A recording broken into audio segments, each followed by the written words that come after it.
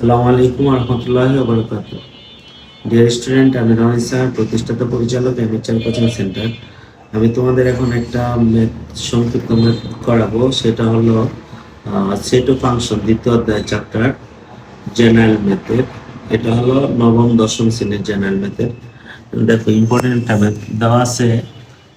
F of Y সমান, এটা হলে এম এর কোন মানের জন্য F of minus three equal zero হবে। তাহলে দেওয়া আছে এফ অফ ওয়াই সমান এত। এখন দেখো, এফ অফ ওয়াই সমান যে এটা দেওয়া আছে, আর এখানে F of minus three equal zero দেওয়া আছে।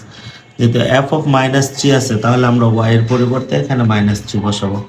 F of minus three, Y এর পরিবর্তে মাইনাস থ্রি বসাবো, minus three cube plus M into Y এর পরিবর্তে মাইনাস থ্রি বসাবো, মাইনাস থ্রি ওয়াই এর জায়গায় মাইনাস থ্রি বসাবো, মাইনাস সিক্স। তাহলে দেখো, মাইনাস থ্রি কিউব হলো minus 27 plus minus three square সমান 9 মাইনাসে মাইনাসে প্লাস 3 3 9 মাইনাস সিক্স। তাহলে দেখো, এখানে 9m মাইনাস 27 মাইনাস সিক্স আর প্লাস 9, তুমি ক্যালকুলেটর ইউজ করো। মাইনাস 33 থেকে 9 বাদ দিলে কত থাকে? মাইনাস 24। তাহলে দেখো, F of minus three equal 9m minus 24। এখানে আমরা কি করলাম, যেহেতু এফ অফ মাইনাস থ্রি দেওয়া আছে, তাহলে ওয়াই এর পরিবর্তে আমরা মাইনাস থ্রি বসালাম। মাইনাস থ্রি হলো minus 27, minus three square equal 9m minus হয়েছে প্লাস 9, আর এখানে মাইনাস সিক্স। তাহলে দেখো, মাইনাস 27, 9 এবং মাইনাস সিক্স তুমি ক্যালকুলেটর ইউজ করো, তাহলে এখানে মাইনাস 24 আসবে।